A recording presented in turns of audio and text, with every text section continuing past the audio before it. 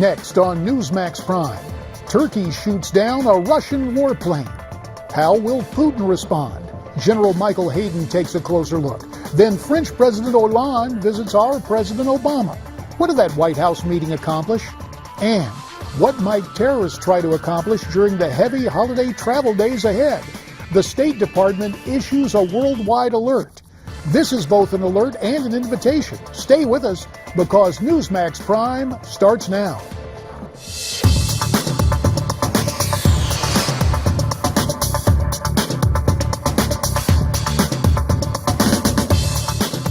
Good evening and welcome to Newsmax Prime. I'm J.D. Hayworth. Of prime interest tonight, talking turkey, and not just for Thanksgiving. The bird may be the main course on American tables this Thursday, but the nation of the same name took decisive action against Russia today. Take a look at the dramatic footage from the skies along the Turkish-Syrian border. A Russian warplane shot down by an air-to-air missile from a Turkish F-16. The Turks maintained the Russian jet violated Turkey's airspace and that they warned the Russian plane no fewer than 10 times. Russian President Vladimir Putin calls it a stab in the back and warns of serious consequences. There were immediate and deadly consequences for the Russian pilots aboard that downed craft. Miranda Khan has more from our Newsmax Prime newsroom. Miranda? JD, the pilots bailed out of that plane and were quickly targeted by Syrian rebels on the ground. Watch and listen as Turkmen rebels open fire amid shouts of Allah Akbar. Gel, gel! Gel! Atma, atma! Allah! Atma, esir geliyor, esir! Atma! Atma! Attırma, esir alalım, esir! Esir, attırma! Allahu Akbar! Allahu Akbar! Those rebels say they killed both pilots, and with Russian President Putin saying there will be serious consequences, President Obama was asked if he thinks Russia will respond militarily.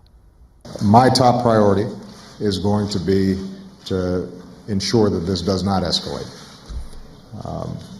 And hopefully this is a moment in which all parties can step back and make a determination as to how their interests are best served.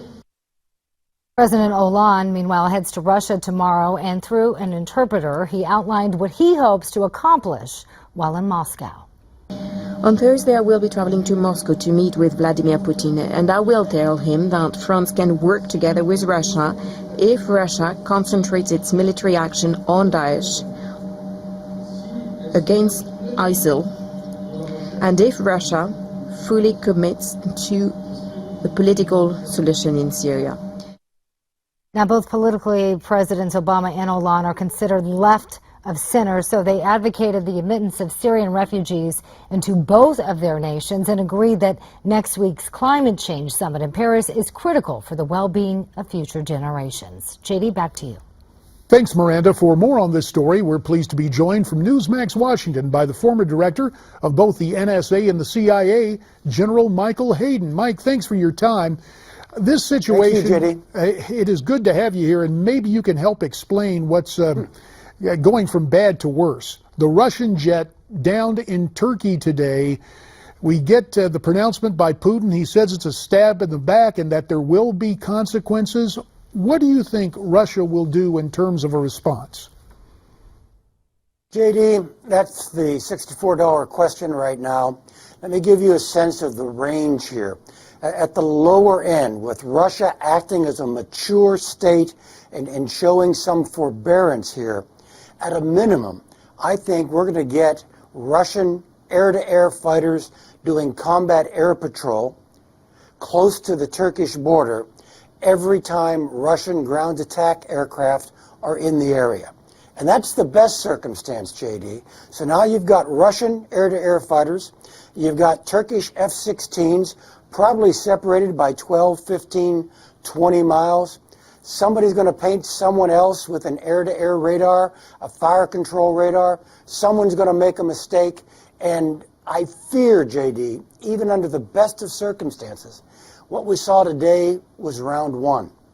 This is really bad and fast getting worse. Well, let's underscore this. And some people say they're surprised it did not happen before. But you believe there could be far more serious incidents involving the Russians. They're going to bring out more air power. And what are the implications for both the Syrian rebels there on that Turkish-Syria border and perhaps for ISIS in this situation? Sure. Well, first of all, JD, you've got Putin doing this, for want of a better word, JD, doing it for the crowd.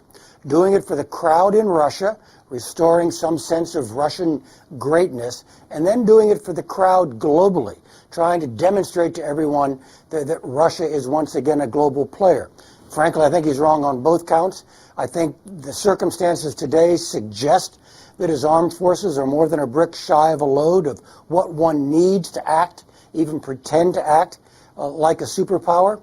But then when you peel it back a little bit, JD, what the Russians were doing was not bombing ISIS. They were bombing Turkmen, who are ethnically very, very similar to the Turks.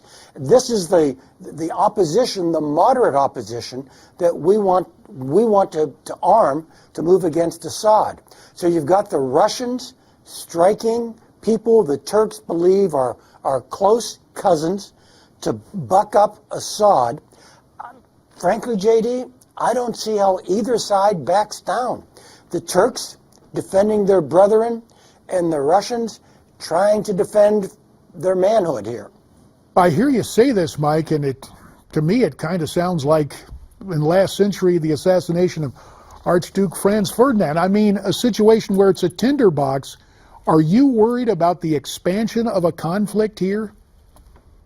JD, it's not August 1914, and Franz Ferdinand wasn't killed today, but I do believe that absent some really mature statecraft, and that probably requires some American involvement here, absent that, we could see several more incidents like this. I don't think it gets out of control in terms of some sort of continuous armed conflict between the Russians and the Turks, but we're going to see the Russians squeeze the Turks economically. We're going to see the Russians defend their aircraft when they go back into this area again. So in that sense, it's a tinderbox. And again, JD, I'm hoping against hope, but I don't think we've seen the end of it. Well, Mike, President Obama, during that joint press conference with French President Hollande, we had our president there talking about intelligence sharing and travel precautions. Let's listen to what he said, and then I'd like to get your assessment. As part of that, I'm calling on the European Union to finally implement the agreement that's been long in the works that would require airlines to share passenger information so we can do more to stop foreign terrorist fighters from entering our countries undetected. Is that an announcement that's kind of important, but the equivalent on the world scene of a Post-it note? Well, it is kind of important, JD, and frankly, I'm glad the president is pointing his finger at the Europeans on this issue. This is something we've wanted more cooperation on since September 11th, 2001. And the Europeans, with this heightened sense of privacy and a reluctance to share any kind of personal identifiable information, simply haven't been sharing information with one another or with us. Look, free peoples always have to decide that balance between security and privacy. I think the Europeans, thinking they were somehow immune to this, were way down on this side of the equation. What happened in Paris 10 days ago, I think, is going to demonstrate to them they need to get realistic about this balance, realistic in terms of the threat that we all now commonly face. Mike, General David Petraeus sat down with Charlie Rose recently, and he says concerning the strategy against ISIS that it has to be comprehensive. Let's listen to what General Petraeus had to say. It has to be comprehensive, and it has to be everywhere. Again, you can't whack a mole here just to have them pop up there. You've got to whack all the moles all the time simultaneously. Because that's what happens. And Mike, General Petraeus also warned that by having troops on the ground, Syria could become a Humpty Dumpty that can't be put back together again. What about General Petraeus's take on ground troops, General Hayden? Well, first of all, JD, I don't think Syria can be put back together again. And any policy that's premised on restoring anything like the former Syrian state, I think is doomed to failure. So I may be even more darker than this than Dave Petraeus was. I do agree with him wholeheartedly, though, that we need a holistic strategy. And beyond that, JD, what we're currently doing, and you've heard me say this before, has been under-resourced and over-regulated. We need to get on with this. We need to, look, let me give you a concrete example. We haven't gone after their oil infrastructure because of fear we would create collateral damage and civilian casualties. Our failure to go after that part of the sustenance of the Islamic State has made them more capable to do the kinds of things they did in Paris 10 days ago. I think we really do need a bit, for want of a better phrase, JD, to take some of the gloves off. Well, there was a report from CNSnews.com saying that our air power was in position to attack some of the oil tankers, but didn't have the ammunition. Do you put credence in a report like that? Boy, the lack of ammunition doesn't ring true to me, JD, because as you know, about 75% of our aircraft are coming home with their munitions. There may be an isolated incident where that's true, but overall, JD, it's not been the lack of targets or the lack of munitions or the lack of aircraft. It's been the lack of political permission to go do some of these things. And we will have to leave it right there. General Michael Hayden tonight from Newsmax Washington. As always, Mike, we thank you and we hope you have a great Thanksgiving. You heard what Mike had to say. Agree or disagree? Send me your comments at newsmaxtv.com/comments, and we're coming back.